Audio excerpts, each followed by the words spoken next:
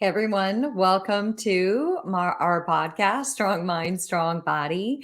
I'm Angie Miller, and today we are going to talk about something. But before I even tell you, I have a question for you. This is one of my favorite questions to ask people. So, are you sugar or are you salt? So, in other words, is it the bag of chips that you can't put down, or is it the candy bar that you can't put down? So, I've always been the sugar girl. It's always sugar, sugar, sugar. I can't get enough of it. But the chips, crackers, pretty much not really my temptation. You could put a big old bag of chips or Doritos in front of me, and I'm like, yep, not. But if you put a big bag of chocolate in front of me, you're probably going to have to hide it. So, again, I'm Angie Miller. This is Strong Mind, Strong Body. I'm glad you joined me because today we are going to talk about how to cut back on sugar and sodium. And because I am not the expert on this, I brought on a good friend of mine. Her name is Farah Khan. And Farah is a CDN and an RDN. And I love bringing her on for all things nutrition because she always has all the answers. So, Farah, can you come in and introduce yourself? Hi, Angie. Thanks so much for having me on again. It's always awesome being on here. Love talking about nutrition. Um, yes, I am a registered dietitian nutritionist in New York City, and I'm a certified dietitian nutritionist in New York State. Have been a dietitian for, I want to say, over 8 years now. Definitely worked in a variety of different settings. Have done some work in a hospital, nursing homes, corporate setting. And then now I work one on one with individuals and help them meet their goals, whatever they may be. And then I also teach nutrition at a couple of colleges in New York. So definitely a lot of different things, but I love it. So I'm here for it all. You're busy. You are busy. I bet the teaching part is fun though, because I know that when I taught university students, that's when you really go full immersion into content and you keep yourself always on the cutting edge. I like that about education. So Farah, I feel like sugar and sodium, they may not be the root of all evil, but there's definitely a lot of controversy and a lot of confusion surrounding them. So when it comes to consumption, I feel like it helps to understand some of the simple facts about both of these. And so that's what I kind of want to deep dive into. And those who read descriptions and they're like, okay, what's this going to be about? I just really want to talk about how to help people curb the cravings and, simple strategies to cut back if they need to. And also though, why? Why do sugar and sodium actually deserve a place in your diet? Mhm. So let's start with this.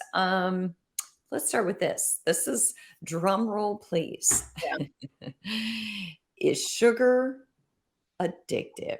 And I have to tell you before you go there, real quick. I don't know if you remember, there was a book called Potatoes or Prozac. Like, Yeah, I remember the title, but I yeah, don't get it. a So couple decades ago.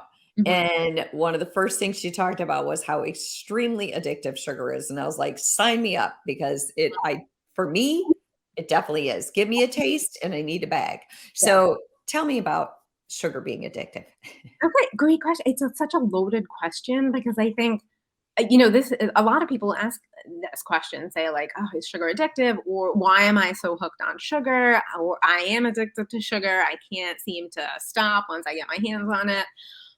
In reality, sugar is not addictive compared when you compare it to other sort of narcotics or other addictive substances that actually do have a legit history of addiction. So sugar is not addictive along those lines.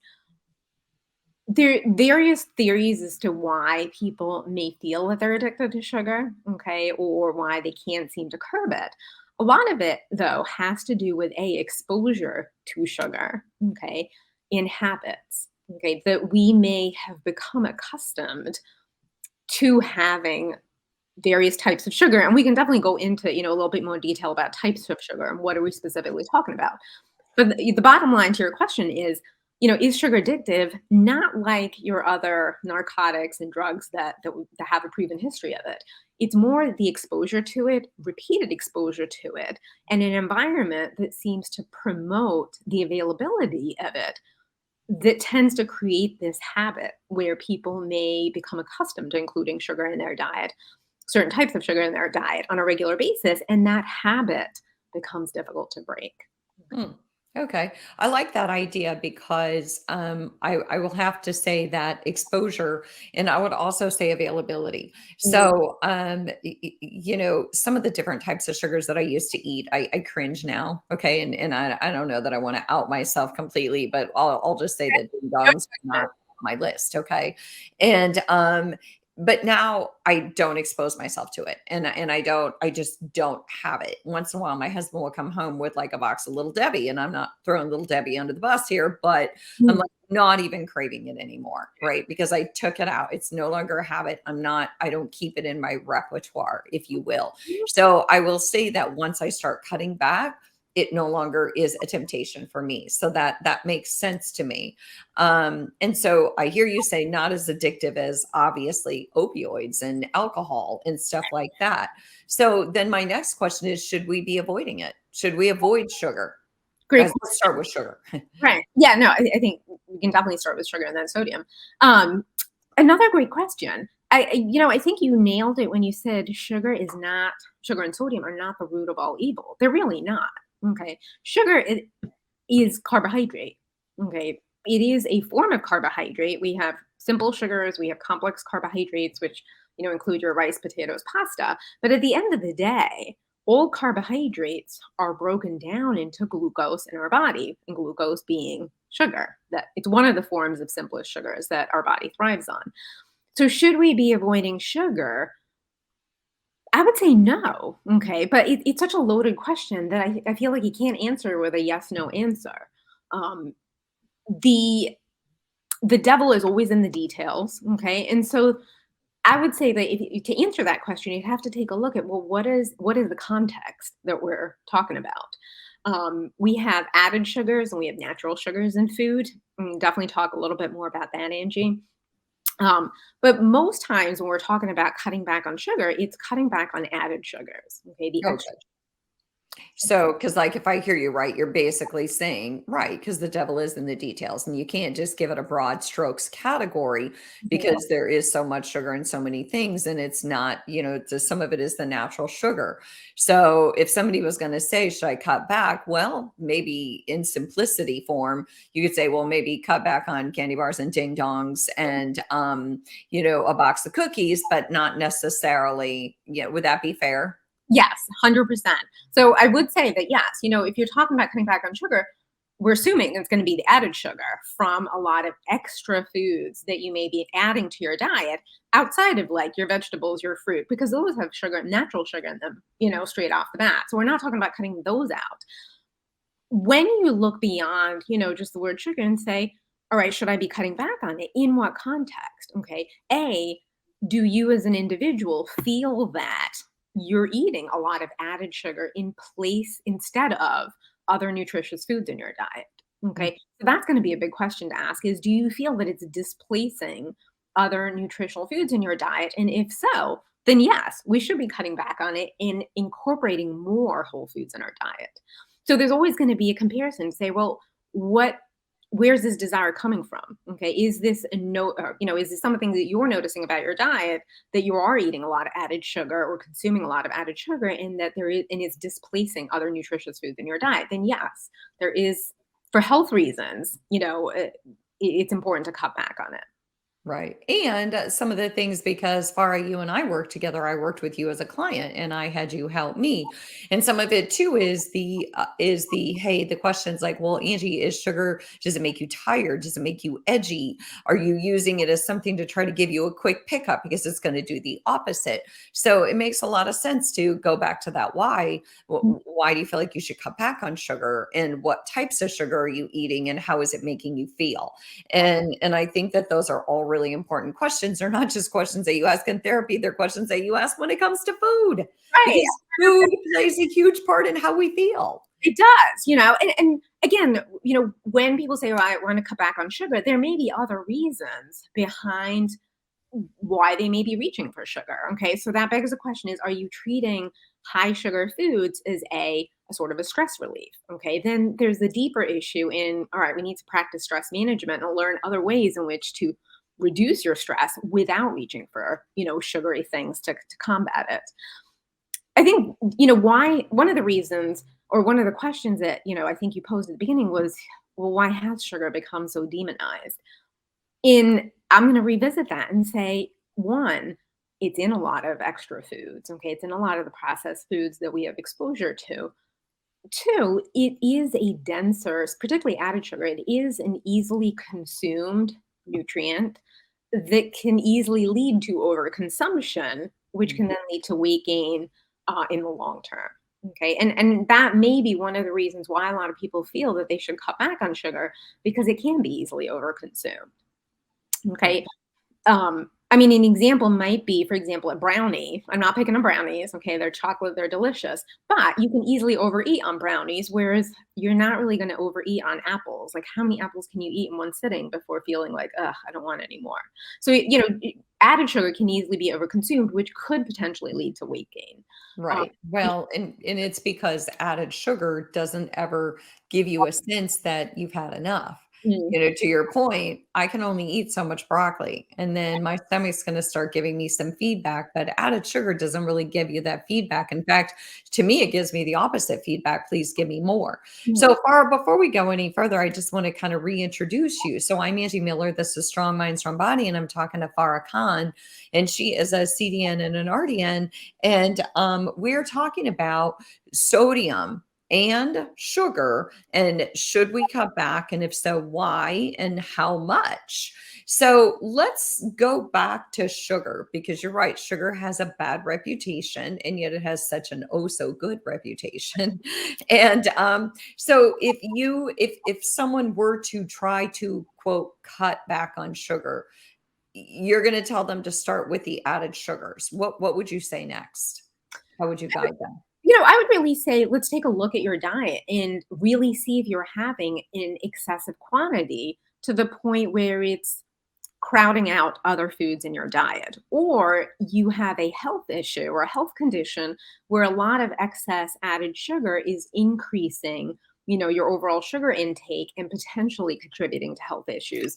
For example, if someone who's pre-diabetic or has an elevated A1C, we may find that if you're eating a lot of added sugar in your diet, it may help to cut back on some of that so that we're not aggravating this elevation in blood sugar levels. So I think an assessment of how much you're eating can give an individual a better idea of, am I eating a lot of it? Okay, and is this something that's potentially contributing to health issues, or is this something that maybe I feel like I should be avoiding completely and I don't need to feel that way, that I can include some added sugar, the odd piece of chocolate, the odd piece of cake, or candy in a healthy way, provided that it's not crowding out other nutrients in my diet and I do have an overall healthy, well balanced diet.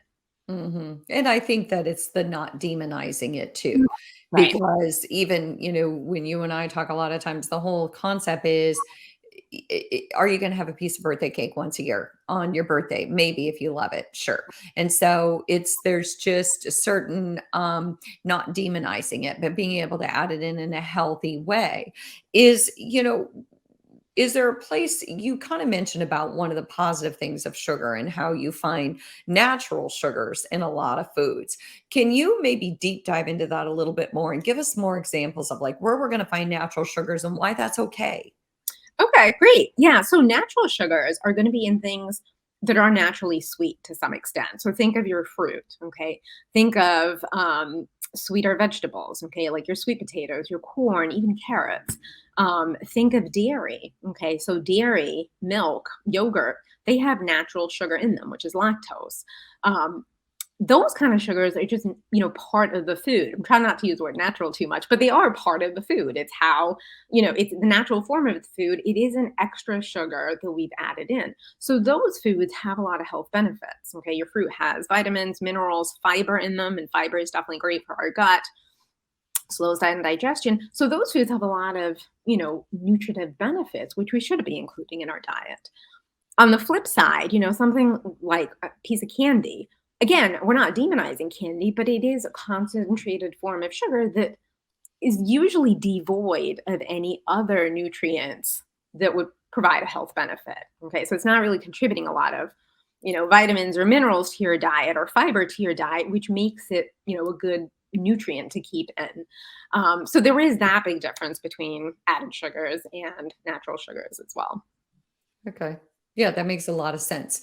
And I think that I like too how you're saying not everybody has to cut back, right? Mhm. So not everybody eats a lot of added sugar. Not everybody, and sometimes maybe people don't recognize maybe they aren't consuming as much as they think they are, or maybe they're consuming more than they think they are. But let's go into sodium, unless there's something else you want to tag off of on sugar. I do want to go into sodium because I feel like sodium is a big one. It's a big one for those with heart disease. It's a big one for those with high blood pressure. It's hard to find things that don't have a lot of sodium. Actually, sodium is my biggest gripe when I go out to eat. Mhm. It feels like I can't just get like a nice piece of fish without feeling like I'm eating a bottle of salt. And so I'm just, let's start with sodium. Eh, I guess the first question is sodium addictive? All right, no, great. So I will add something about sugar, but I can flip back to that if you like. With sodium, I'd say no. Sodium's not necessarily addictive. Okay, it really isn't. It's really a question of taste. Okay, we do become accustomed, and we do this to some extent with sugar as well. Is that you do become accustomed to the taste of salty stuff or the taste of sweet stuff. So over time, there may be a tendency to become a little bit desensitized to something that's sweet or something that's salty and then want more to sort of actually taste it or to sense a taste, a change in the taste. An example of this is, let's say someone's, and I'll use the example of both sodium and sugar in this case. If someone who's sweetening their coffee, let's say, or adding salt to a meal, over time they may become used to the taste of it and feel that they want to keep adding more to sort of Mhm. sense it. That may be where individuals run into a little bit of danger because now they're just adding more and more because they've gotten used to the taste of something that's sweet or salty, and they're finding that they need more of it to give it flavor or to give it the flavor that they want. But in the sense of, again, comparing it to opioids or narcotics, no, sodium is not addictive at all, neither is sugar. Okay. Well, and that makes a lot of sense. It actually does. And I think that why I am so sensitive to sodium in when I go out to eat is because I don't salt anything. And Mhm. so when I go out to eat, it feels like, oh my gosh, do they oversalt everything? And then somebody else will take a bite of my food and say that doesn't taste very salty to me. So I know that I'm very sensitive to it. Mhm. So what when it comes to sodium then, um, how who should cut back? Mhm. You know what? You sort of took the words out of my mouth there because I was just going to say, like, context is important. As with anything, context is important and relevant to the individual. And this goes for both sugar and sodium, in that not everyone needs to cut back on sodium. Okay. In fact, this morning when I was teaching my sports nutrition class, we were talking about fluids and sodium and hydration because one big group of individuals who actually thrive on sugar and added sodium, and salt in their diet are going to be athletes, okay, who may be losing a lot of salt in their sweat, who are losing a lot of salt in their sweat. For them, low sodium is not the way to go. Okay, and we can definitely so go back and expand on that. But athletes are individuals who will thrive on sugar. A lot of sports supplements have added sugar in them, and it's designed to be there for a purpose. Okay, it's Mhm. designed to help them train, to fuel, and as a source of carbohydrate for their training. Same thing with sugar. Salt. Sorry, it is going to replenish sodium that they've lost. So that's a whole group that is sort of not subject to the limitations on sugar and sodium that we hear about all the time. Who should be limiting salt are going to be individuals with high blood pressure, okay, or any sort of cardiovascular heart issues where they may be salt sensitive, and having too much salt in their diet causes them to retain more water and bump up their blood pressure. Mhm. That's going to be a big group that, yes, absolutely, cutting back on sodium can help manage their blood pressure much more effectively and not rely on an excessive medication load to manage it. Yeah, and one of the ways that I cut back, and I'm not even really a big sodium eater, but one of the ways that I cut back when I eat vegetables, that's the only time that I ever really like to put sodium on stuff. And now Mhm. I put so much pepper on until I'm sneezing and can hardly breathe. And I know, okay, I've put enough spice on here that I think I'm going to be okay. But yes, those with high blood pressure, that type of thing. And I was thinking earlier when you were talking about athletes, I was like, well, there you go. Just up your routine and physically do more exerting activities, and then you can have more sugar and salt. Right. I know. It's sort of, it's like you can definitely draw that conclusion, but they're a big group, and I think sometimes active individuals forget that their needs are going to be very different, particularly the more active they are, if they're like high level athletes, recreational athletes, that they have high energy demands. Okay, then sugar and salt are definitely not the devil. Okay, they are not going to be things that you should shy away from because sugar is actually carbohydrate. Okay, it is going to be an important fuel for you, and so you are going to need to consume it. Okay, whether as a sports supplement or as other foods, it is going to be something that you need in your diet. Okay, same thing with salt. So you should not shy away from it. And this is a brilliant example of context, okay, that all the messaging that we hear that we're subjected to is not relevant or appropriate for every single individual. Okay, Mhm. being a little bit more discerning about it is important to say, is this applicable to me based on what my needs are, what my goals are, and what my health status is? Right. Well, and I think that's it. It pays to pay attention, just like we're constantly being taught to listen to our body. We're in a society that, thank goodness, we're saying let's be more mindful, let's pay attention to what we're paying attention to, and yet we're constantly inundating people with information as if it's an either or proposition. But let's just say that you came to me and you said, Angie, I do need you to cut back on sodium and sugar. Can you give us some simple strategies, like one at a time? What are some simple strategies if our physician says, I need you to have less sodium or you really got to cut back? I mean, the obvious one is, hey, let's not buy the ding dongs. Right, right. Yeah, and if anything, so let's say you do need to cut back for whatever reason. It might be a health reason, okay? It might be for sugar, and it might be in the context of pursuing like a healthier weight if you've been eating a lot of added sugar. One is, I would say, take stock of what you're eating. Okay, become more aware of your actual intake. That awareness goes a long way in making the first step towards making changes. Okay, so whether that means writing down what you're eating, logging what you're eating. I mean, there are a million and one apps out there that you can log it, but take more awareness or become more aware and accountable to yourself more than anyone else of what you are eating and how frequently. Okay. Okay. Mhm. Can I make a suggestion on that one? Curious about something. Because I feel like for a lot of people, because you're saying awareness is key, you kind of have to be aware of what you're eating. Mhm. But for a lot of people, it's like, well, I'm aware of what I'm eating. I'm not necessarily what's in what I'm eating. And Mhm. so, one thing that occurs to me is sometimes like there are some really really good apps where you can put your food in Mhm. and it will tell you exactly how, the percentage of sodium, and then it'll give you like dietary guidelines. And I feel like in this situation one of those apps could be very useful for people who maybe aren't paying attention to labels, or they are but they're not even sure. It might say this has 20% sodium, but the average person might be like, well, is that a lot or a little? Okay, great question. Um, so are you asking the names of certain apps or like how to interpret some of that? Well, or do you think that's a good idea that people do that, Yeah, use those apps? I think apps are helpful from the perspective of enabling someone to collect data.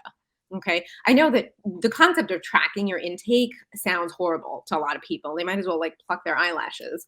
Or they would rather pluck their eyelashes rather than track their food intake. So I get it. You may not want to sit there on a food log and track every day. You don't have to track every day. Okay. Use it as a data collection tool to get an assessment for a couple of days just to see, all right, what is the quality of my diet, how much am I getting in for my nutrients, my fiber, my sodium, my added sugars, and see if this is within my needs or it's excessive. Okay, so treat it as a data collection tool. B, I think on food labels, nutrition labels, 20% typically signify 20% or more, I should say, of your daily value typically signifies a high number. Okay, so if something's got 20% of your added sugar, of your daily value for added sugar, the number 20% typically means that, okay, this is going to be high in added sugar compared to 5% or less, it's going to be low in it. So the 5-20 rule is really that, is that if something's got 5% or less, it's low in that particular nutrient. And then if it's got 20% or more, it's high in that nutrient based on a 2,000 calorie diet. Mm. The reason I say the 2,000 calorie diet is that not everyone needs 2,000 calories. Some people need a lot more, some people need a lot less. So again, we go back to context in that for your individual needs, your health goals, your lifestyle, okay, that's where we want to look at to say, all right, should you be someone who needs to cut back on sugar based on your health, your lifestyle, and your activity? Or are you someone who's super active and no, it fits within the context of your needs and lifestyle, and you don't have any health issues, so Yeah. it's I fine. like the 5-20 rule. 5% or less, probably pretty good. Mhm. 20% or more, probably not.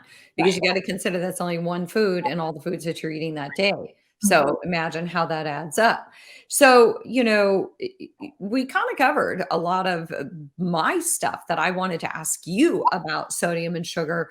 Is there anything else that you feel like we didn't get to that you really want to say about sodium or sugar?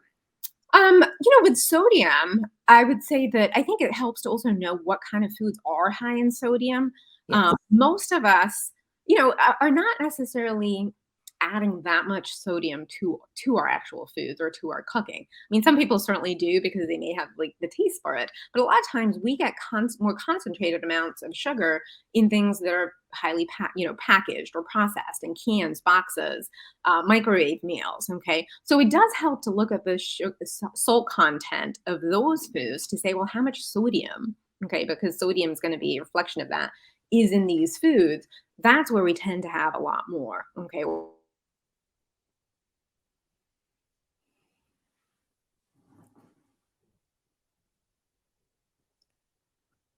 and soups are we buying that's contributing to all this sodium in my diet? Okay. And you're right in that when we dine out, a lot of times salt is a flavoring and it is going to be added to foods to help create that wonderful taste. Okay. So it can add up in that way. Um, and so, again, going back and looking at your diet and saying, like, well, how much am I eating outside? Am I eating a lot of fast food? Am I eating a lot of processed food? Am I eating a lot of like microwave meals or box meals or canned stuff that is all contributing to the amount of sodium in my diet? Is blood pressure an issue? Okay. So these are all questions to ask when looking at your own intake and diet to say, all right, is sodium something I should be aware of and be monitoring or Okay. not? Well, and I like the idea when you said data collection, when you use an app. And also, I think in terms of not just data collection, but I think in terms of feedback. What's Hmm. my mind and my body telling me? What's the feedback? Am I Hmm. tired all the time, but yet I'm getting enough sleep? Am I edgy, but yet there's nothing really going on? And so I think feedback, we all are being taught more and more in this wellness society to pay attention to ourselves and the feedback from our body. And Hmm. so being aware of, hey, is my blood pressure going up? What's the feedback from my physician? What's the feedback from my scale if that's important to me? What's the feedback from my measurements if that's important to me? However, somebody values what is important to them as an Hmm. individual. Right. So Farah, I really appreciate you coming on, and I know this is a big topic. It Talking is. about sugar and sodium in one 30-minute episode is like, well, gosh, there probably are hundreds of books written on each of them. But Mhm. my goal was generally just that the listeners are saying, hey, we don't have to demonize either one. Mhm. And it is going to be a part of a natural, healthy diet, just what to look for and when. And so, is there anything else that you kind of want to say before we close up shop on this topic? I love that you explained it like that. That to not demonize it, but to be more aware of your own intake and to assess it in the context of your own goals and needs to say, is this adequate, appropriate, or excessive? I think those are sort of the three things to sort of assess about your own diet when it comes to sugar and salt to say, all right, where do I fall? Okay. Because you're right. We should absolutely not demonize them. They are not things that we need to be afraid of. But I think assessing them in the context of our own health goals, fitness goals, dietary goals is going to be a key takeaway to say, is this appropriate? The appropriateness of anything is always going to be a big question to ask, yourself Okay. when it comes to your diet. That makes a lot of sense. So, thanks to all of you for listening to Strong Mind, Strong Body. I've been talking to Farah Khan. And before we go, Farah, is there a way that they can reach you if they want to reach you for questions? Yeah, absolutely. You can go on my website. It's www.fzknutrition.com. You can, fill out a contact form there, or you can email me, farahzrd@gmail.com. Always happy to answer questions and, even meet with people if they have particular health goals, fitness goals, athletic goals, and they want to go over their diet. So All right. Well, and I've worked with you, so I'm testament to that. So, thank thanks you. to all of you listening to Strong Mind, Strong Body. Again, I'm Angie Miller. Thank you so much for listening. I hope you'll reach out with questions or opportunities for different episodes that you'd be interested in. But have a good week, and we'll see you next time.